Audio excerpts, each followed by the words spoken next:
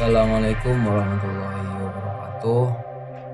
Perkenalkan, nama saya Muhammad Al-Rosid dengan lahir 045. Di sini saya akan membahas tugas modul praktikum administrasi jaringan komputer dengan topik load balancing. Di sini load balancing dari studi kasus yang ada itu di suatu kampus yang menggunakan 2 ISP. Jadi suatu kampus itu menggunakan 2 ISP, ISP A dan ISP B.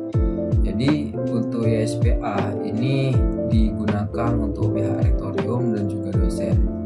Untuk total kecepatannya itu sebesar 100 Mbps. Ini stabil karena menggunakan fiber optik. Kemudian ISP B atau ISP yang kedua ini digunakan oleh mahasiswa. Ini kecepatannya itu 50 Mbps dan ini menggunakan wireless, jadi agak sedikit kurang stabil. Kemudian pada topik load balancing ini ada metode yang harus digunakan, yakni recursive routing, kemudian membandingkan dengan check gateway, dan mendeteksi blind spot link failure pada jaringan USP. Jadi di jaringan ini ada masalah yang sering terjadi, yaitu link up but no internet. Artinya user itu bisa nyambung ke internetnya, bisa nyambung ke jaringan, namun tidak dapat mengakses internet atau tidak ada internetnya. Tuh. Kemudian metode failover ini gagal mendeteksi. Jadi kita harus membuat sebuah recursive routing untuk mengatasi masalah tersebut. Nah, untuk proporsinya dari load balancing kali ini yaitu 2:1 karena ukuran ISP A kecepatannya itu sebesar 100 dan ISP B atau ISP kedua ini sebesar 50. Jadi ini 2:1. Ini nanti akan digabungkan menjadi satu jaringan dan dari penggabungan 2 jaringan ini digunakan untuk mengatasi masalah tadi, yaitu link up but no internet. Kemudian di sini nanti akan ada 4 port. Yang pertama dan yang kedua itu port ISP yang pertama, dan port yang kedua itu ISP yang kedua. Kemudian port ketiga itu untuk penggunaan user. Jadi nanti dibagi ada VLAN 10 dan VLAN 20. Ini penggunaan dosen dan juga mahasiswa. Kemudian port yang terakhir ini untuk port yang terhubung ke servernya. Nah, untuk topologinya itu nanti ISP A kemudian ISP B ini akan digabungkan menjadi satu. Jadi kecepatannya bukan kecepatannya, tapi ketika user nanti mengakses internet, dia akan masuk ke ISP B yang ke ISP kedua yang digunakan oleh mahasiswa.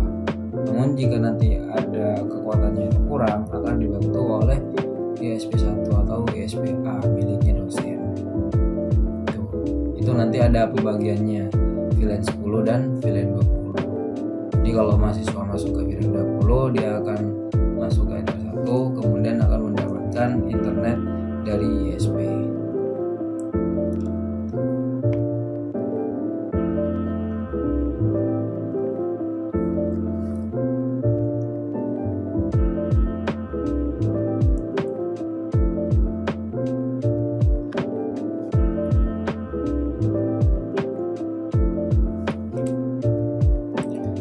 Kemudian dari penggunaan recursive routing ini tujuannya itu untuk mengatasi kondisi yang user itu menyambung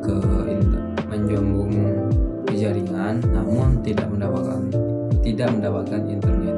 Ini dikarenakan kabel yang menuju modem itu masih aktif, tapi koneksi internet dari SP itu sudah putus. Makanya jaringannya itu tetap nyambung, namun internet itu tidak dapat diakses. Itu. Kemudian berdasarkan dari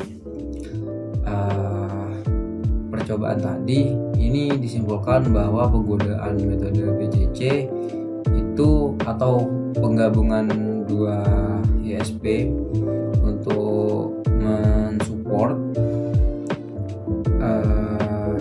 klien atau user yang memiliki gangguan itu berhasil digunakan untuk membagi trafik internet tersebut menjadi rasio bandwidth 2 SP yang berbeda.